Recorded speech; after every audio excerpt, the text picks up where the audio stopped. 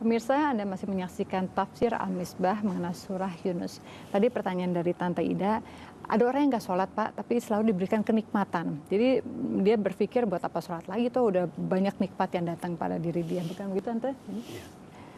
Sekarang begini, kita harus tahu. Semua itu ada caranya. Tidak bisa kalau saya mau mendapatkan katakanlah buah tomat, ada caranya kan. Saya tidak bisa gali sumur dapat tomat. Ada semua. Wa ja'alna likulli syai'in sababa. Segala sesuatu Allah telah jadikan untuk sesuatu itu ada sebabnya.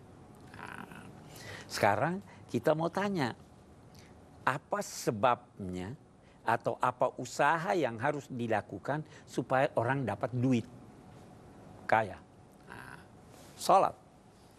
Enggak, bukan sholat, kerja, berusaha, ya kan? Nah,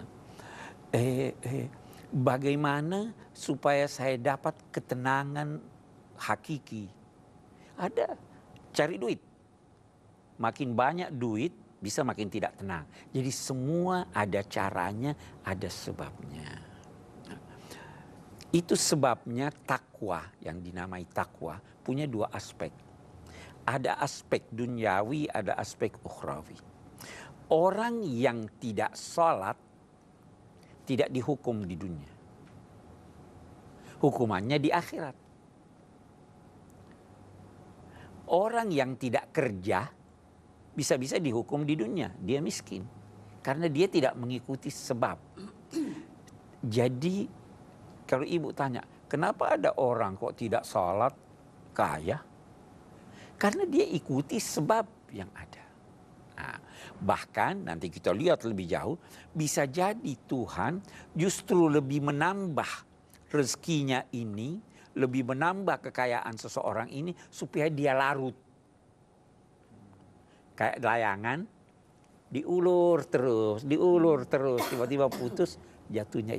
Itu dalam Al-Quran dinamai istidraj. Nah, orang yang melanggar hukum alam yang ditetapkan Tuhan, hukumannya di dunia. Orang yang melanggar hukum syariah, hukumannya di akhirat. Orang yang tidak sholat, tidak dihukum di dunia, dihukum di akhirat. Orang yang tidak puasa, sedang dia mampu, dihukum di akhirat. Demikian seterusnya. Jadi wajar dong itu. Kenapa banyak orang yang sudah doa, sudah sholat malam, sudah baca Al-Quran, masih miskin-miskin juga. Ya caranya bukan itu untuk kaya. Iya kan? Ya. Saya kira begitu, Bu. Baik. Silakan Mario, mau tanya. Kalau saya mau lebih nanya ke, mungkin ini ke persoalan takdir gitu ya. Jadi kan ada orang kan yang misalnya meninggal umur muda, bayi atau 17 tahun. Ada juga orang yang meninggalnya tua atau ya pokoknya kan meninggalkan macam-macam gitu. Nah kalau misalnya seandainya gitu orang-orang yang meninggal, anggaplah misalnya dia umur 17 atau 20, terus habis itu dia tapi belum berhasil mendapatkan apapun, apakah dia memang sebenarnya mempunyai misi lain di dunia ini gitu? Dia belum dapat apa-apa. Iya, maksudnya kan anak misalnya anak 14 tahun kan belum bisa ngapa-ngapain, dia belum berpenghasilan, iya belum bisa berbuat sesuatu. Nah, lalu apa sebab gitu? Kita bisa berkata ada misi yang telah yang dikehendaki Tuhan untuk diembannya. Salah satu misalnya ya, itu anak kecil kok ini mati. Itu kok orang tua itu sudah sakit-sakitan panjang usianya. Ya kan ada begitu ya. Salah satu pelajaran atau misi yang diharapkan dari sini, bahwa yakinlah, ketahuilah bahwa kematian itu di tangan Tuhan. Kematian itu bisa datang waktu Anda sehat bugar, waktu Anda masih kecil.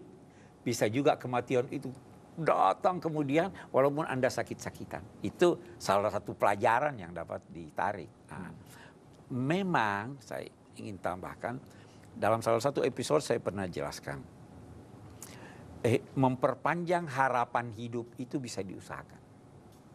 Memperpanjang harapan hidup. Karena itu ada ulama yang berkata, ajal manusia itu ada dua.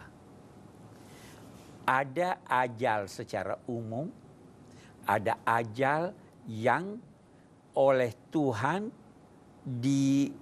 disyaratkan. Saya beri contoh. Kemarin yang saya beri contoh itu begini. Saya bisa berkata bahwa besok jam 6 pagi matahari akan masuk ke ruangan saya. Itu, apa itu pasti? Tidak pasti. Tidak pasti. Tapi secara umum begitu. Jam 7 pun dia tidak, matahari belum masuk ke ruangan saya kalau mendung. Ya. Jadi ini bersyarat. Nah, Tuhan bisa begitu. Orang ini akan meninggal umur sekian kalau secara normal. Orang ini akan meninggal lebih cepat atau lebih lambat kalau ada faktor ini. Itu sebabnya ada doa. Panjangkan usia. Siapa tahu itu syarat dengan doa. Itu sebabnya disuruh bersilaturahim supaya lebih panjang usia. Itu sebabnya disuruh berolahraga. Itu sebabnya disuruh sehat. Tetapi semua pasti mati pada waktunya dan semua telah diketahui Tuhan. Itu. Ya, tapi orang meninggal itu kebanyakan karena sakit. Ya. Kan jarang yang sugar bugar sakit atau mungkin ada jantung yang tak terduga.